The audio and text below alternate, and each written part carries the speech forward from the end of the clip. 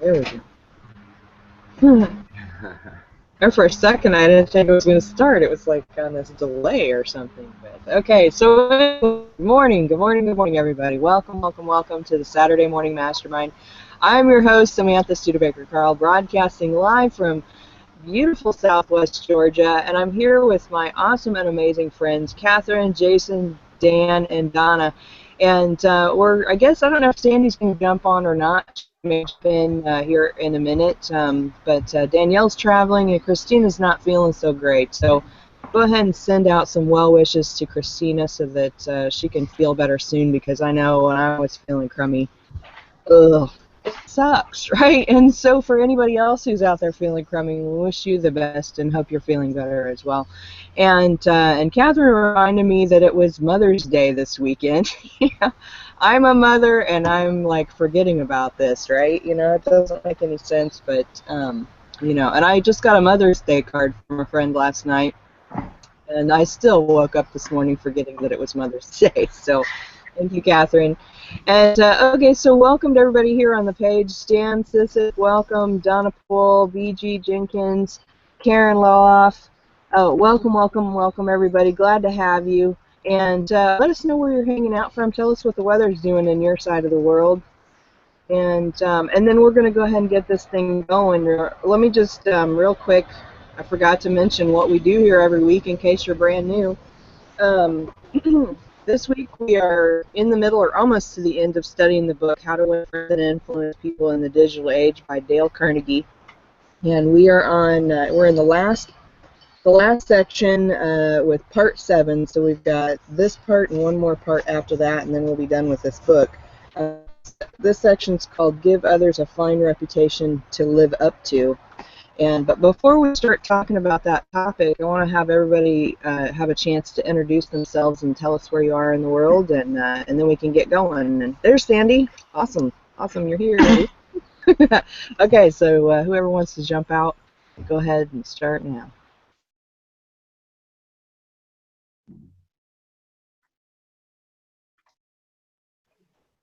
Hey guys, Go ahead. I knew that would happen. No, go right ahead, Catherine. Good morning. This is Catherine Clement in Boulder, Colorado, and thank you for joining us. Happy Mother's Day, everyone. And it's raining pretty good here, so I may stay muted a lot because it's kind of loud here. So, but happy Mother's Day, everybody. Thanks. Yeah, hey everybody, Jason Robertson, St. Petersburg, Florida. It's a beautiful day. I hope it's beautiful out there where you are, and you know, I hope we all can go out and have a great day today. I'm looking forward to the discussion, and it's great to have everybody on. Good morning, everyone. This is Dan Smith. I'm from Boise, Idaho, and we've had 2 days of rain in a row, but now it looks like it's going to be a beautiful sunny day today. So, welcome. Good morning. I haven't tested my mic. Hope everybody can hear me. Happy Mother's Day to everyone. Great. Raleigh, North Carolina. Looking forward to the discussion. And yes, we're going to miss the 2, 1 sick and 1 traveling. Okay. Good morning, Sandy Root here in sunny Miami Beach. Happy to be here, and yes, happy Mother's Day weekend to all the mothers. I liked Catherine's post also to all the kitties and doggies and critters mothers too.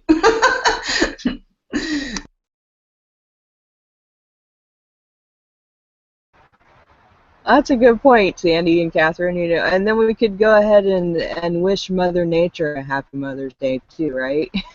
You know, that's my thing. I'm all into nature and being outside, and as you can see, almost every time that I broadcast, with the exception in the middle of the winter, is that I try and be outside because it's just so beautiful. And I imagine you guys probably can hear the birds chirping and whatnot in the background. So anyway, so let's get into this topic. So I had called our hangout "How to Easily Influence Behavior Without Criticism," and the reason why is, of course, this chapter starts out talking about how a particular teacher he was tired of watching his students struggle so hard to, get a great grade. They were so focused on getting a great grade in the class that that they would not actually meet their full potential. They would be so worried that they wouldn't do that. So he wanted to start out the students with an A, or actually he was even talking about just throwing out the whole grading system altogether so that he could see just how much potential his students had. And I thought this was a really important story because of the fact that, we all have this opportunity to be so great, but we all worry so much about, what people are going to think, or whether we're going to meet the standards of other people, or any number of things. Maybe we're going to disappoint our boss, or who knows what.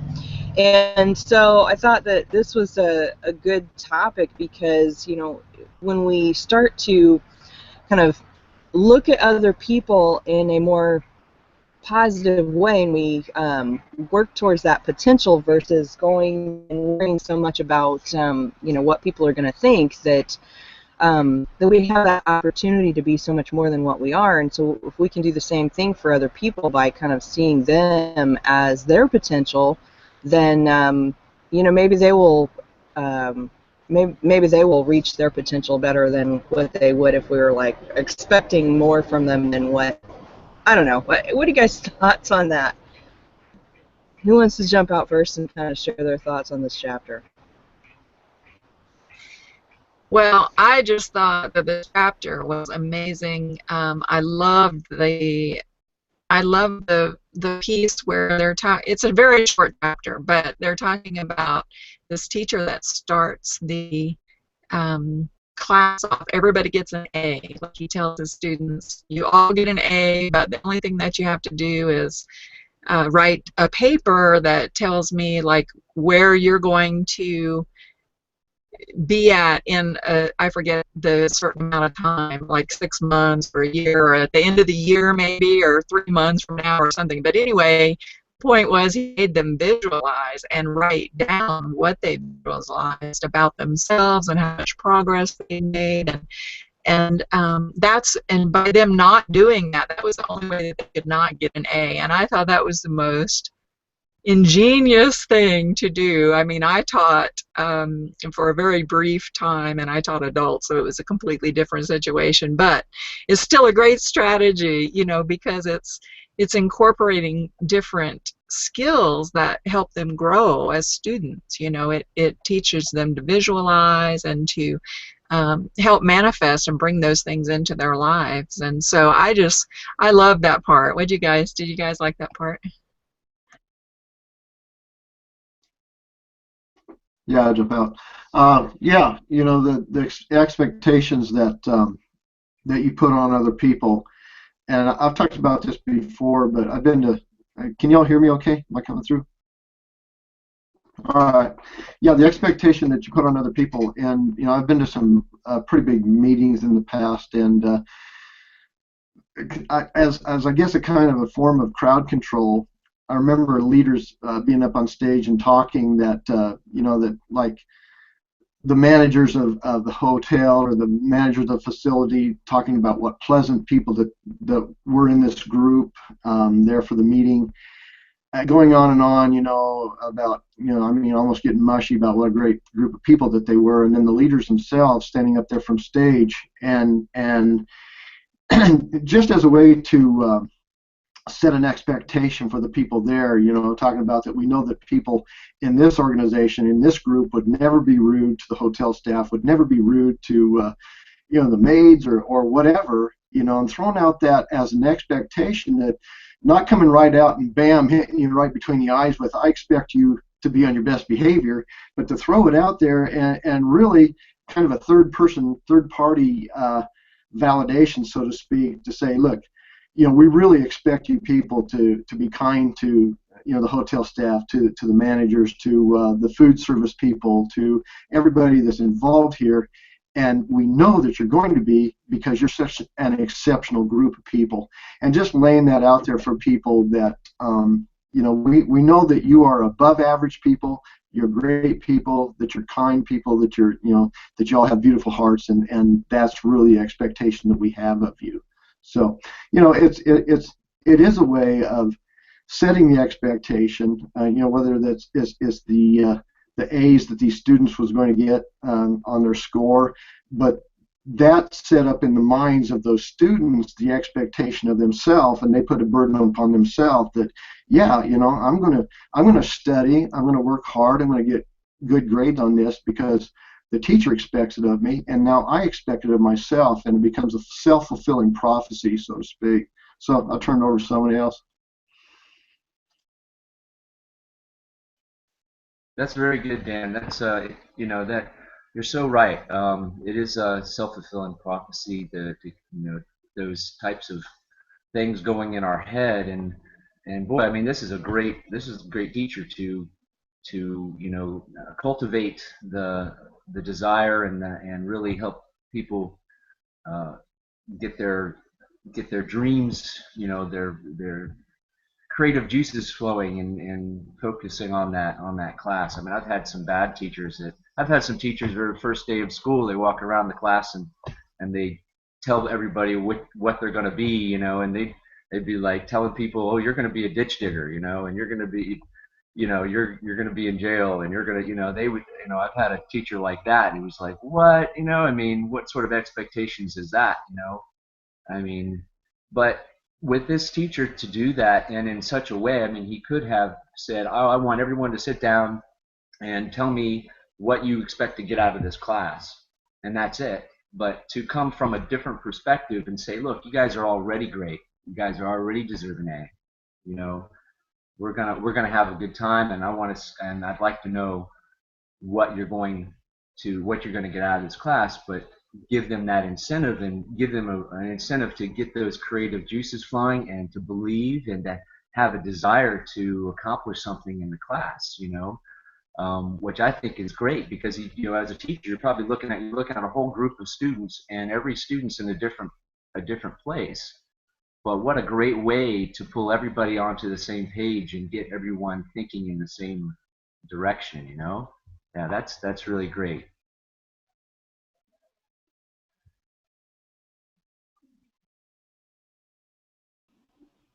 I'm reminded of, I don't even remember, it must be from Psycho-Cybernetics or something, some book about potential in somebody. And this reminds me of a good friend of mine who a couple of years ago was going through a real dark period, very depressed, and sort of everybody gave up on him and was like, oh, he's not doing anything with his life, he's sort of worthless and this and that. But I always saw his potential and focused on that. And I think, you know, sometimes we automatically focus on the negative in other people, and rather when we can focus on the good, even if they are going through a period where maybe they're not even being good, maybe they're being mean, maybe they're going through something that is negative, and projecting that out. But if we can still see that good in them and that potential of what they can be, because we all have the potential to be anything, you know, so we can see the potential of them being the good, being the talent that they have. Like, I saw this great talent in him and his intelligence, and I always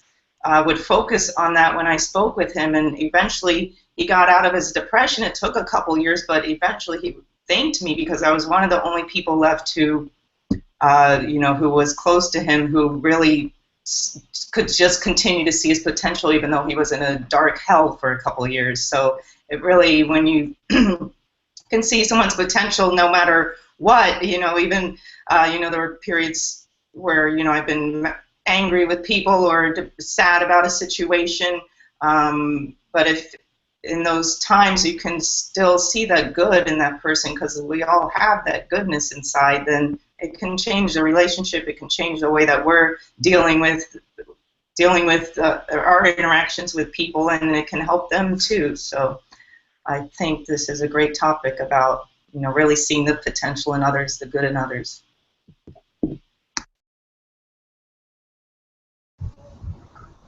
Great. Sandy, I was sitting here thinking, what you just said there, and then there's a part there in this book here.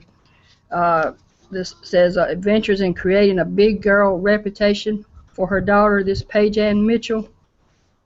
You know, I'm just all over the place in my mind this morning, but it's all good though, because I totally love what you said and everybody said there, because you know, if young people today, and no matter what you're doing, if you just take the time to read this book, and it starts with, you know, again, you know, nobody has perfect anything. But I reminded with my mom, my mom was so positive. You know, back in those days, they may not have what we have today, but a lot of people don't have the blessings of having that taught to them. And like I said, you all know the little story I had, but I overcame that, and that's why I always say I'm always in the learning mode. We were born into this world of being in the negative environment, so we have to learn, you know, there our potential is much greater. And I remember what Mom said when I read that and heard what you said, Sandy, there. She said, always remember, baby, and no matter what the teacher grades you as, no matter what, you're a big girl. You always be a girl. Be a big girl in my heart. So you see, that saved me right there. And speaking of what you said there, Sandy, about other people, we're surrounded by that. And then when you do your best to know that, hey, you do your best to pull that person out. Just like this week, I was thinking this: I'm a bridge.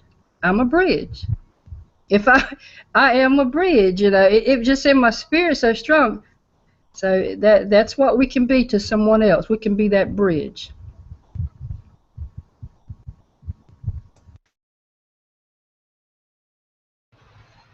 That's such a great point, Donna, of you know, saying the bridge. I think that's a clever way of thinking of it, is that you can be that bridge to helping someone, you know, reach their full potential or be just a better version of themselves, you know. And of course that's what this mastermind is all about, is that, you know, we come together on here because we want you to reach your full potential. We want you to be the best version of you that you can be. And of course we are all striving for that as well. And when we can all come together in this way and share our thoughts and insights like these, I think that we all grow that much more.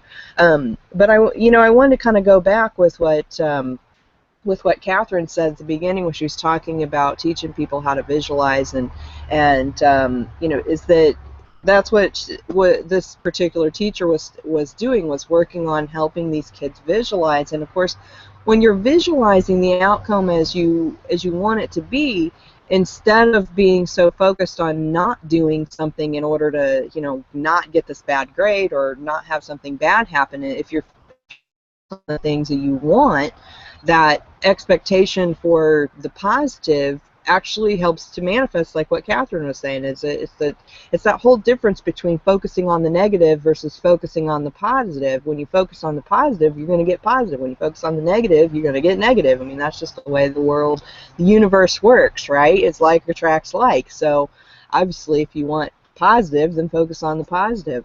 But and Dan also made a great point here about the let's see, sharing what you already. What was it? Oh, you were talking about the event, and how you share something about what you expect of people. You already know this versus saying, I expect it from you. And when you come from that perspective of knowing something about somebody, you know, is that instead of sitting there and just like demanding it from them, because of course when you demand something or you lay down the law per se, is that people instantly want to rebel against that. So even if you're saying you want to, you know, that you expect something from them in a positive way, because we all have got that kind of ingrained rebellious attitude towards doing the exact opposite of what someone else says, that when you just say, I already know that you're so awesome, I already know that you're this, I know that you're that, you're not saying I expect it from you, even though in the back of your mind you're like, this is what I ultimately want, is that I expect this from this person. But when you say that I already know that you're here, and so because I know this, I know you're going to be this way, and I know you're going to be that way, then it just automatically, it kind of encourages them to be what it is that that you see as that potential.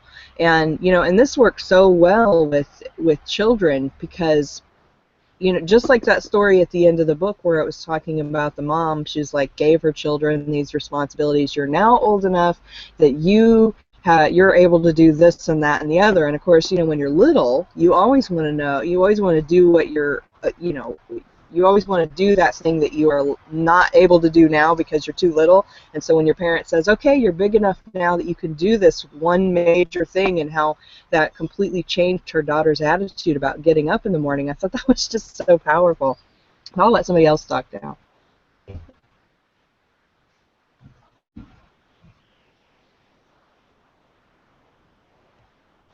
Anybody else have thoughts? I'll jump out real quick. That reminded me, Samantha, that of the saying I've heard a few times in the groups that that we're in, is the the past doesn't predict the future. And I think so many of us kind of go through life kind of learning that the past does predict the future, because we get into that mindset of, or in a negative mindset, and we start attracting those negative things, and and we're not aware of how much real potential we have. Like Sandy was saying, if you can see the potential in someone, you may be the only one to see it. And so, like Donna said, if you can be that bridge, I mean, that can have a huge impact in someone's life. And for me, that saying, when I first heard it, obviously I was, I'm doing the personal development like everyone here, and for that, I was just taking that as, for myself, that my own past doesn't predict the future, and that I can affect the outcome in the future for myself. It doesn't have to be the same as it was, and we learn through certain principles of success that how to actually make that change, how to make things different. But in listening to you, I just I'm realizing also that that goes also out to everyone else, because I was also looking at other people, even though I was expecting them to do something, I was still also expecting that their past was going to predict what they were going to do. Like I can expect this person to do this because they did it last time that way. but now that I've been doing this development stuff, I can definitely see the potential in everyone. Even though we do have obstacles, we can overcome them if we seek out the right information, and there are ways for us to make the changes ourselves. But it certainly helps to have others believe in us. So if we can be that inspiration for someone else, hey, I'm all about that. That's wonderful. So great thoughts. Thanks. Hey, that reminded me, we were just saying there about like individuals, having they've been bad in one way in the past, they've led a less than great lifestyle or whatever.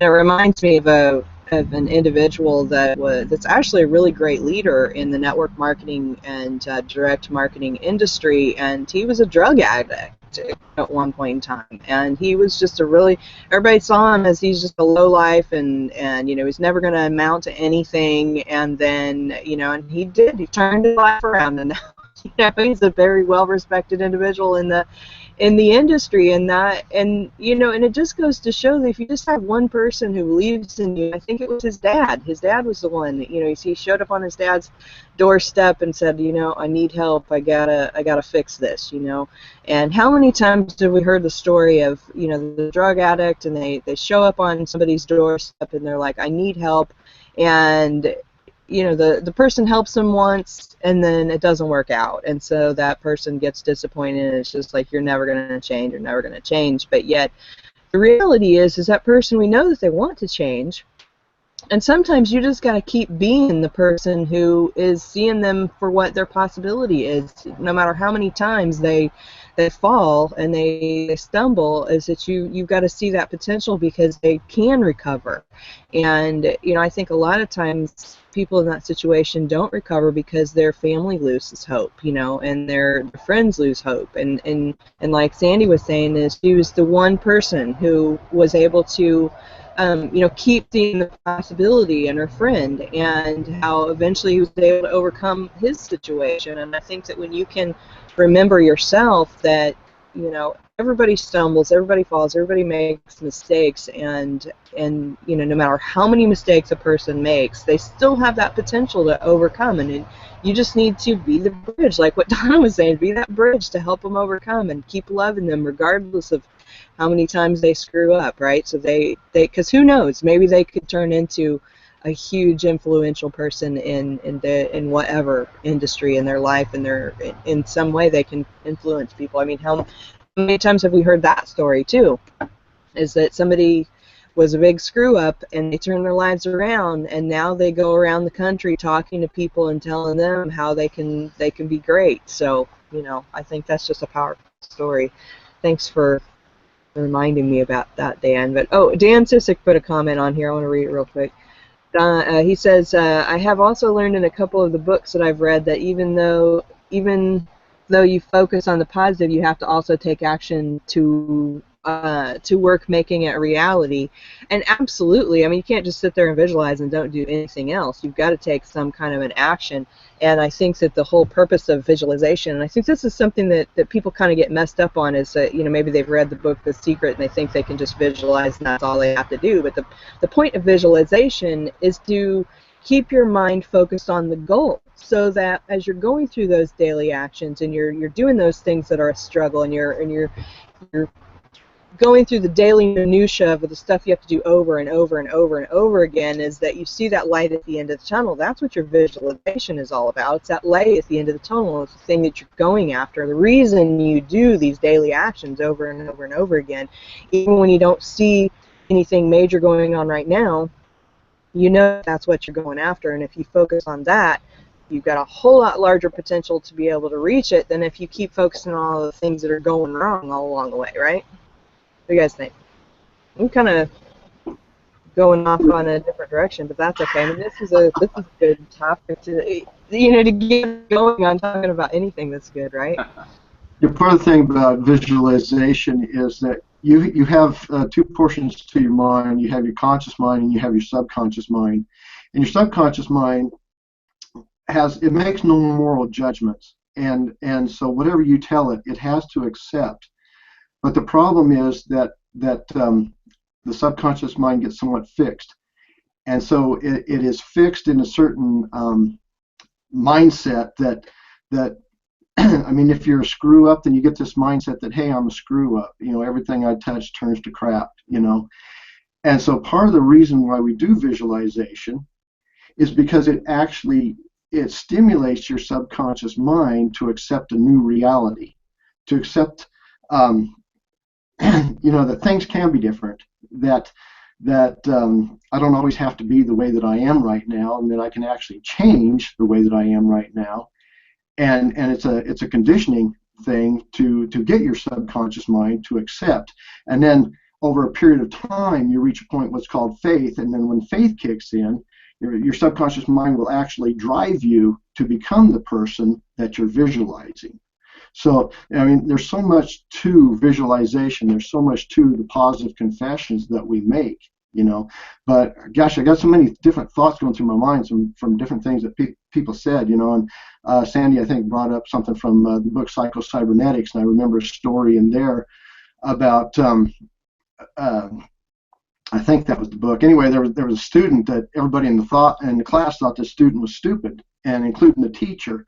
And the teacher put a problem up on the board, a math problem, and nobody in the class could solve it.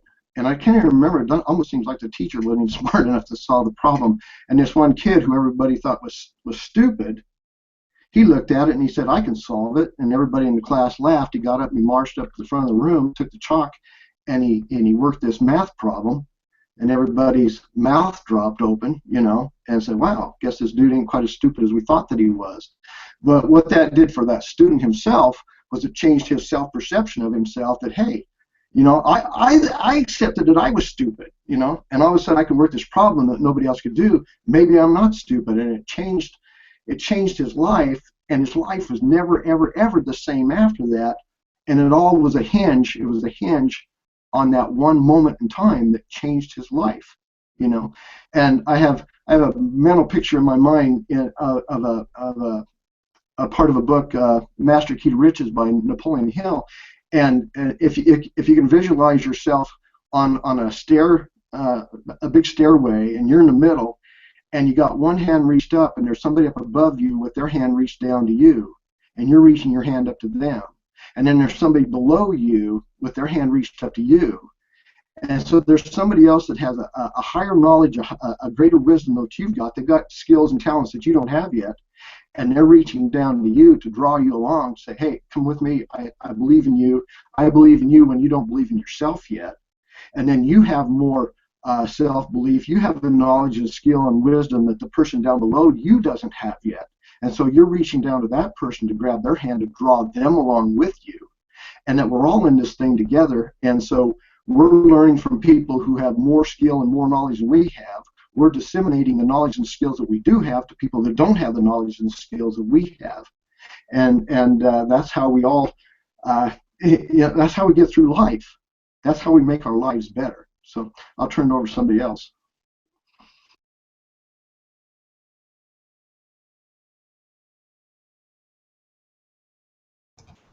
Yeah, I'll jump out there. Go ahead, Catherine. Go ahead.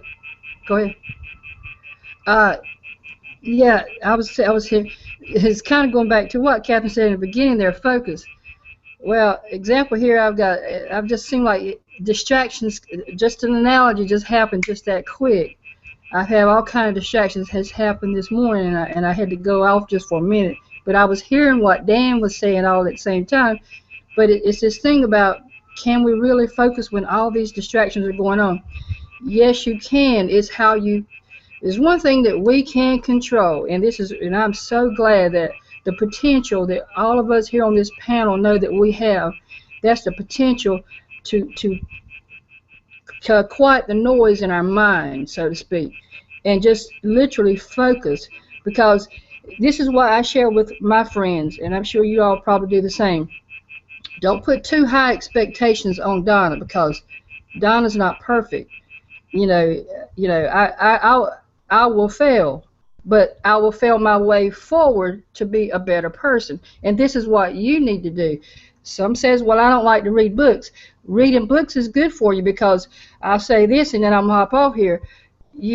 I never could understand. My mom would say, look, baby, you got too much going on in your mind, she would say something like, and I didn't quite understand it. She'd say, idle mind is not good for your brain. It's the way they would explain things, okay? But as you grow up, you understand what they're actually saying. Find something to keep your mind occupied so you don't get all this, it's not good for your brain. That's exactly what they would say. I know that doesn't sound professional, but this is just what I heard growing up. Keep your mind busy. Your brain is just, it's good for you. I hope that makes sense. Okay.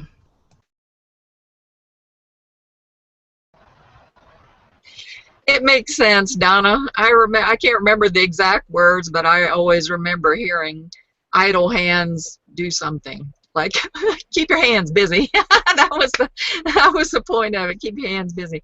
Whether it was with needlework or, working on something, just stay busy all the time, and that way your mind doesn't have the chance to take over and get you into places that you don't want to be.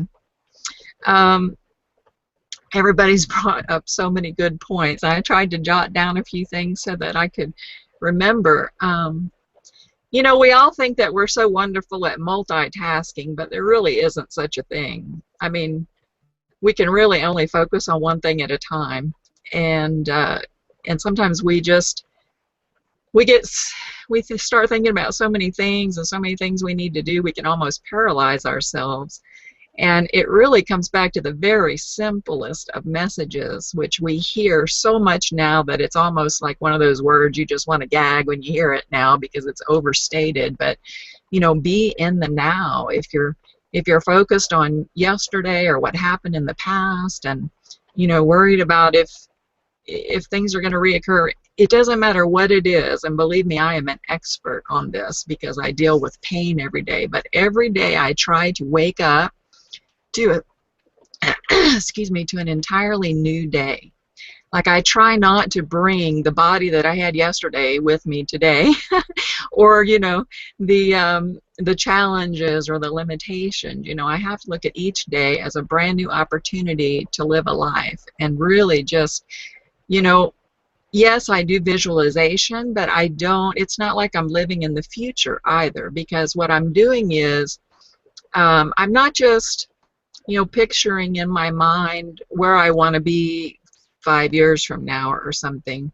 I'm actually feeling in my heart and in my being and in my very soul that I'm already there. Like I already have all those feelings of where I know I'm going to be, but I'm already there. So I'm still in the now. I'm not living in the future. So just stay in the now. It's so much easier said than done. Oh my goodness. I am truly blessed because I'm a person that has to turn my mind on, not turn it off. Like my mind kind of stays tuned out to everything, and I really have to, you know, tune in, which is good. I don't have that chatter going all the time, which is wonderful. But there's certainly been times in my life when I have, and which brings me back to another good point. You know, we all go through some sort of challenge, whether it be physical or emotional or, you know, judging ourselves or whatever it is. And that's why it's so important to, like you said, Sandy, you know, to believe in people, because we've all been at that place in our life, or if we haven't, we know somebody that has, that they don't believe in themselves, you know. You get to a point where the only thing that brings you through sometimes is somebody else's belief in you. And we need that, you know. We're all connected, and we need to know that somebody else is out there for us, you know, that somebody's got our back. We really need that. As we're much more, as much as we like to be independent, we're much more interconnected than we would like to believe. But the other thing I wanted to say is just to be open, because so many times as we're visualizing our future, or, you know, we're doing, some people do a lot of what do they call that, self-talk. I used to do a lot of self-talk. I did repetition self-talk because I thought that the repetition would help reprogram my brain, and maybe it would, and maybe it did, I don't know. but what I find for myself is that I think saying it one time with the true and complete belief in what I'm saying is more important than saying it 1,000 times and not really believing what I'm saying. But going back to being open, sometimes we want this, or we want this, or we want this, or we want that, but we're not. It's like we have judgments about what we don't want, and we have, you know, like, oh, I want more money, I want more success, but I don't want a love relationship. You know, I'm done with that. Okay, that's not being open. You can't be too, like a lot of people say, you have to get really into the details of what you want, but I think sometimes you can't be too detailed. You have to be open to how the universe is going to bring you these things, because if you're saying, oh, you know, I want more money, but I don't want the relationship, well, maybe they have a millionaire waiting for you, you know, but you're just not, you know what I mean? Like, you don't know how the universe is going to bring these things to you. So just be open to everything. Just drop the judgments about what you think is good for you, what you think's bad for you, and just trust that God knows exactly what you need, and be open to that. I'll hush now. That's a great point, Catherine, about just being open, you know. And I don't know if any of you follow Neville Goddard. Have you guys read anything from him? Neville, I really enjoyed a lot of his work, and he talks about kind of the same thing, you know, with the visualization, as he talks a lot about that. But he says instead of focusing or visualizing the exact thing that you want, is to feel what it would feel like to have already accomplished whatever that is that you want. So, for example, if you're wanting to get, you know, a better job, or, you know, an advancement in your career, or you want to have a new car or a better house, or you know, any number of things that we could possibly ever want, is that instead of visualizing that thing, because who knows what it might be, like what Catherine was saying, it may turn out better than what you actually wanted. He says visualize someone congratulating you on that accomplishment, or visualize you know, the party afterwards, or the you know, the whatever it is that would happen next, is to visualize that next thing, because then that opens you up to so many more possibilities of how that thing could come into fruition. And, you know, he shares a number of different stories where people have done just that, and things have happened in miraculous ways, just like what Catherine was just saying. It's maybe there's a millionaire out there, right? And what was interesting is this one woman, she was kind of in a destitute situation. She'd been divorced. She was left with nothing, and she didn't have any income, and she didn't have a job, and she was running out of her little bit of alimony that she was getting, and she's like, what am I going to do? And he says, well, visualize feeling secure, feeling comfortable, being, you know, it's just that feeling of what it is that you ultimately want, because obviously that's what we want, is that feeling. It's not necessarily the thing, it's the feeling of what that thing is going to bring us. When you focus on that, he was like, it turned out that this woman, through a friend, or through her church, or through a community involvement of some sort, I don't remember what it was, but she ended up meeting this person who was like a millionaire, and it wasn't that she ended up marrying him, but this person ended up supporting her and providing her with a home, and providing her with you know, everything that she would need. I didn't even remember what the whole story on it was, but it was just interesting because she just left herself open, and then all of a sudden she's just taken care of, you know, just out of the blue. And I'm like, that's just the coolest story ever, right? But I did want to mention that Dan, he put something on the page again. I want to read what he wrote. This is probably going back a little bit previous in the conversation. I'm sorry it took me so long to get to your comment, Dan. But okay, so Dan says, I also think we need to look at ourselves that we may not fail. Oh wait, hold on. I also think we need to look at ourselves that we may not fall consistently in areas like that. All have the area in our life that trips us up until we find it in ourselves to change that. But usually it is on the heels of someone else putting that belief in us first, until we believe in ourselves, so that we can then continue to visualize it. That's so important, Dan, is that it's just that being that supportive person, just like we keep talking about throughout this hangout, is being that supportive person, and believing in other people so that they can become the best version of themselves.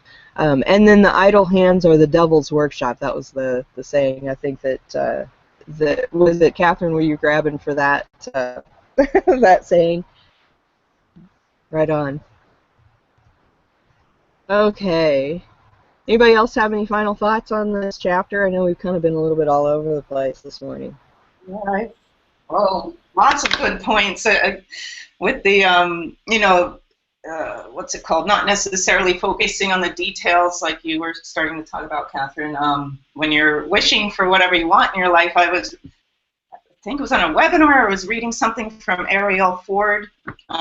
I don't know if you guys know her, but she was saying sort of the same thing, like don't focus so much on the details, but how would you feel in your dream career? Like what would that feeling be like inside of you? And just feel that feeling of doing your dream career, or that relationship. Abraham Hicks talks about this too. Just be in that feeling of what would that perfect relationship feel like to you, like stable, secure, loved, accepted, and just feel those feelings rather than so much focusing on the details, because again, we need to be open because we really never know how things are going to show up, and a lot of times they can show up way better than we even imagined as possible when we let go of the how it should be. And I also wanted to touch on what you said, Catherine, about how we're all interconnected. And I think a lot of times when we are going through a challenge, sometimes we want to just deal with it by ourselves, or we're afraid to share it with somebody. And I get like that a lot. Like, I get very independent, like, no, I'm just going to deal with this.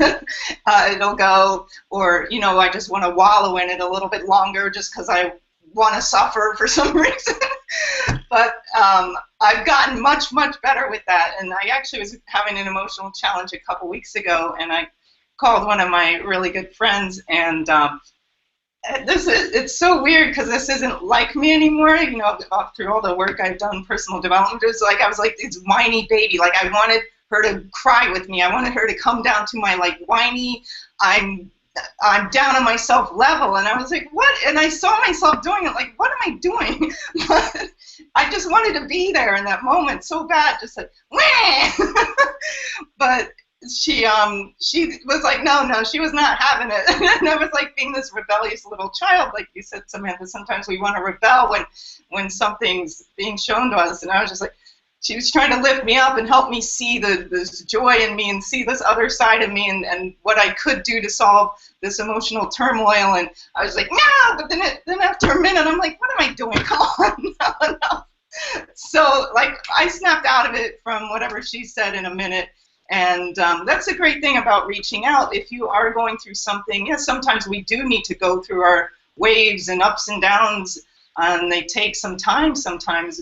But if you reach out, a lot of times people can help you see something from a different perspective. And usually when I talk to my friends, it's just like, oh, yeah, and I'm like, wee again. So it's important to find those people who can help you. If you are surrounded by people who are negative and who you don't think are going to help you, lift you up, or help you through a challenge, there's groups out there. You can search on great Facebook for groups that help each other and really help lift each other up, on Google Plus, wherever. There's people out there, and you can find the help that you need if you just search. So if you don't have somebody in your life that you feel you can talk to in times when you want to reach out, then we have the internet, and you can find amazing people on the internet. We all found each other on the internet, so that's it for now. I had some thoughts going through my mind. There's a couple different schools of thought. And when you talk about the law of attraction, I'm sure we all have different thoughts towards the law of attraction, but there is a principle called be, do, have, and most people come from the principle really from the opposite direction that it actually is, and technically, where they think that, well, if I only had this, whatever, then I would do this, and then I would be this. And hopefully I didn't murder that. But anyway, when the real actual principle, the way it should be, is be, do, have, and that you attract what you are and not what you want. And so you may want one thing in your mind, but what you actually are attracting is what you are. We attract the people to our lives who are like us, okay? And so the be, do, have principle, where visualization, where affirmations, where the things that we do, is to set up those feelings, a vibration in your own body, to where you actually be, even though you don't technically have it yet, but it's like planting a seed in your garden, and the seed will go into the soil of your heart, and it will lodge there, it will sprout, it will grow, and it will bear fruit. And so the be, do, have principle is you actually have to be, in a spiritual sense, what you actually want, and then you do what it takes to have that, to bring that about. So you actually have to be that before it ever actually attracts into your life. Hopefully I'm making sense here. But the be, do, have principle, be it first, even though you haven't manifested it yet. You have to be that, and then you go do and you take the action. And it comes to you in different ways. You never know. It's like you put your bank deposit in on one side of town in one branch of the bank, but you get that payment out on some other end of town from another branch of the bank, so to speak.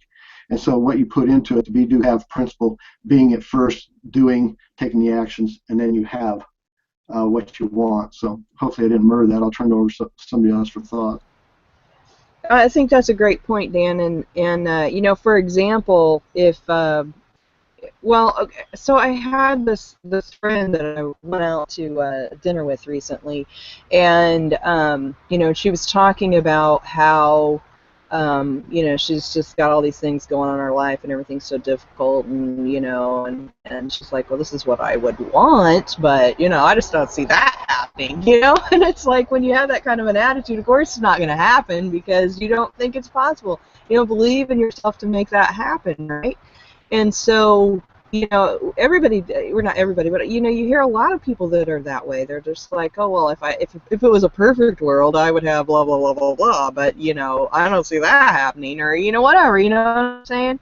But okay, so for example, with the be, do, have thing, it's like, if you want to be happy, you just have to be happy, right? You can't just sit here and wallow in the nastiness and be all depressed all the time. You have to take action to be happy. So if you're feeling like you're depressed, and this comes from experience with me, because I have, for a lot of years, I fought with depression, and I thought, okay, I'm feeling all depressed, I just need to wallow in this depression, right?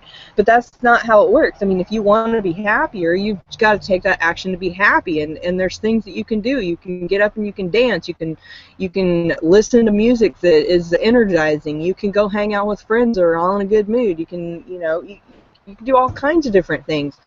And even if you're not feeling it when you first get started, and even if you have to keep on doing these things that would make you happy or help you to feel happy, by taking that action and being like, whatever it is that's coming into your mind and giving you these unpleasant feelings, is just be like, okay, I'm going to put that out of my head, and I'm just going to act like I'm happy, right? And that's how you be, so that you can do, and then you have, and then all of a sudden you're happy, right? I don't know. That's my experience anyway. What does everybody else think? Anybody else having a good example of how to be, have? I think. Oh, go ahead, Sandy. Go ahead. There were like 4 people, I think. Now I forget what I was going to say.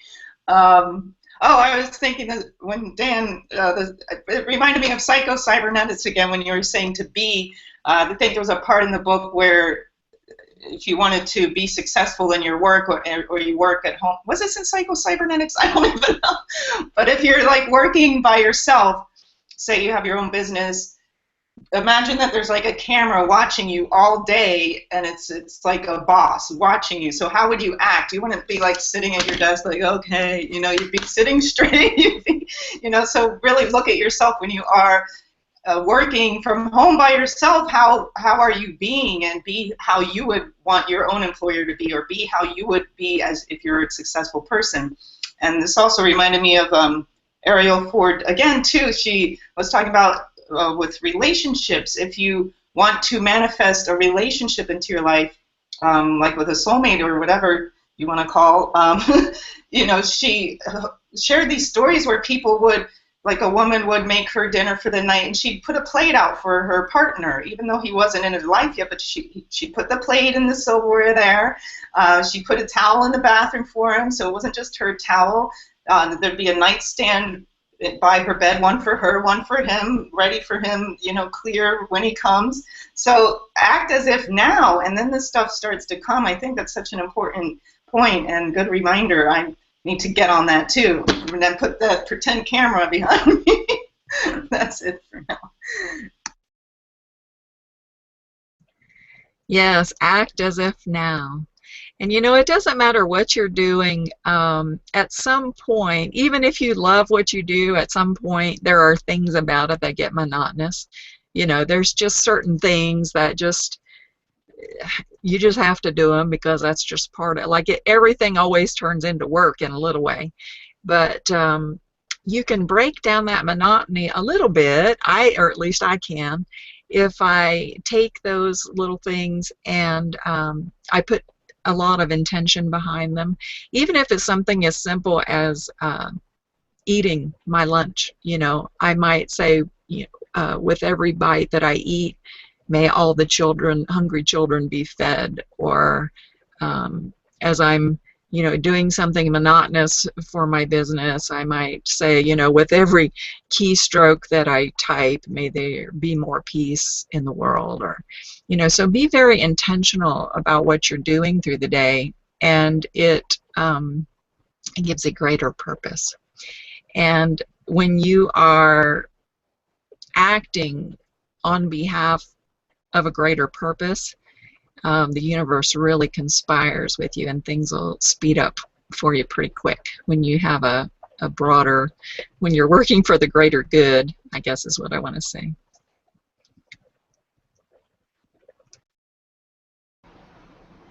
Well, BG just posted something on the page. Let me read this real quick. Okay, so BG says, just wrote this morning for a passage in a book I'm writing. So, on those days when we feel like our seed is standing in muck, covered in worm juice, we have to remember that it may take a little ugh to get to ah. The muck is keeping us grounded and humble, and the worms are providing tunnels for our roots to grow. All things needed for a beauty of a bloom. In other words, being grateful for the muck at the moment so that you can see that sometimes it's needed. Oh, I love that, BG. Thanks so much for sharing that. I look forward to your book. I hope that you'll share that with us. Okay, anybody want to say any final words before we wrap up? We're about at the top of the hour. I just want to jump out real quick and thank everybody on the panel for some really great thoughts. I've jotted down quite a few notes, and I'm going to go back over them.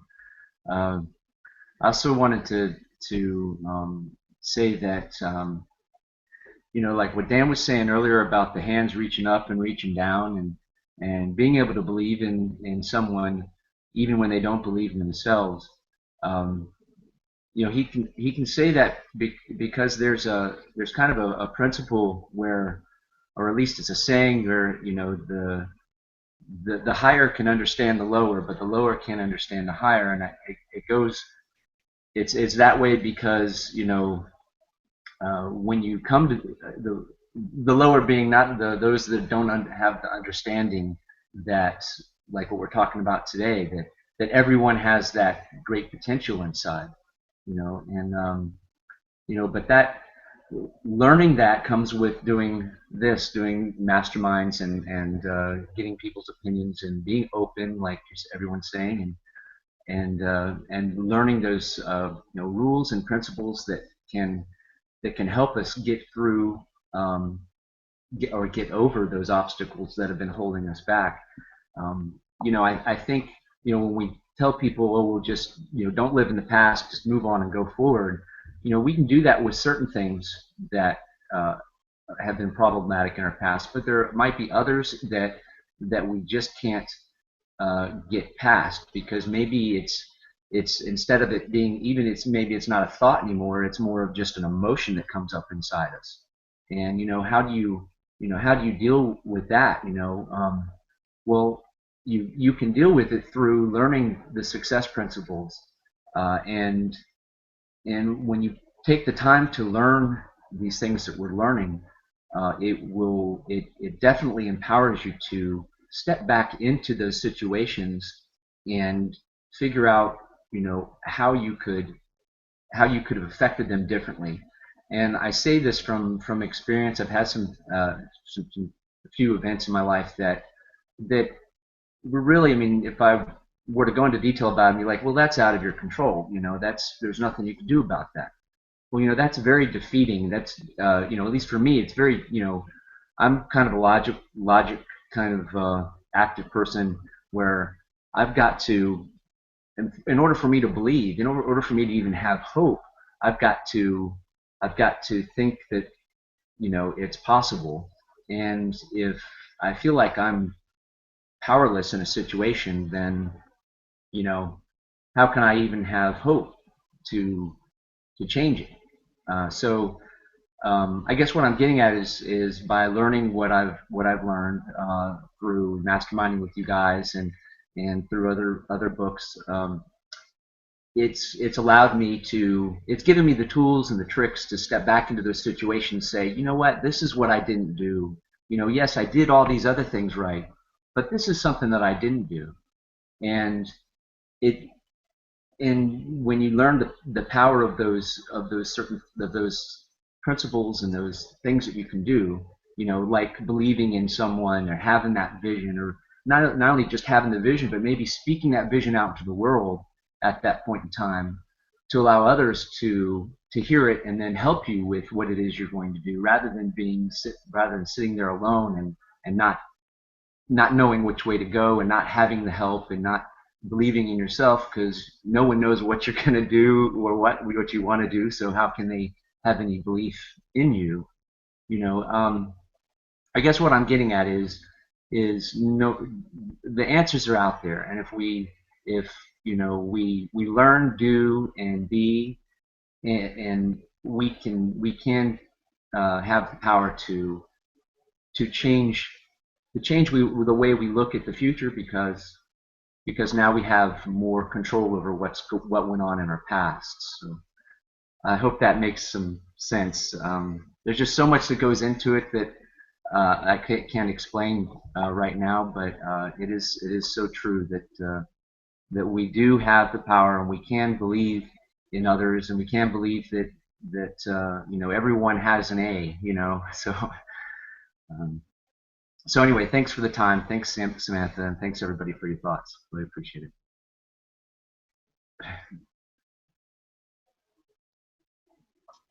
I'm going to jump out real quick because something you were saying, Jason, that stirred a thought in my mind. You know, Napoleon Hill's son was born deaf, and the doctors told him, look, Napoleon, there's nothing that you can do about this, so you might as well accept it.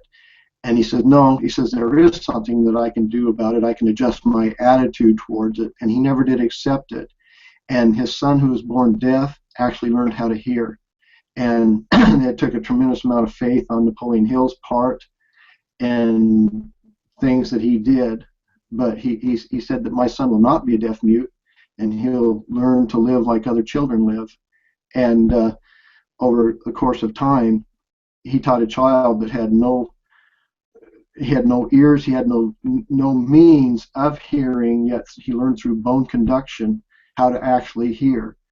And I mean, that's a form of faith that probably very few of us will ever face. You know, the faith in things that are unseen, that a child who has no ears and no eardrums could actually learn how to hear. So there is always something that you can do about it, and if it's nothing more than just adjust your attitude toward it to where it doesn't devastate your life. So that's all I got.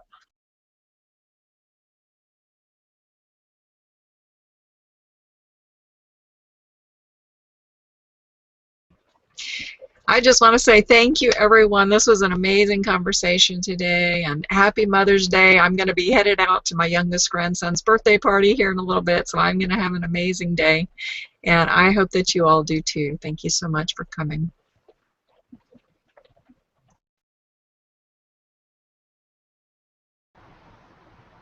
Anybody else have final words before we end it? Just real quick, I like that analogy. Learn, be, and do. I may have turned it around, but I like that. That's what we're doing on this panel. Thank everybody for your thoughts and your words. And like Jason said, this panel is just not here to be just, you know, I think I want to just take this time real quick before we go, say thank you, Samantha, for putting this together. I mean, because who knows where it's going to go. I mean, it's awesome. Thank you.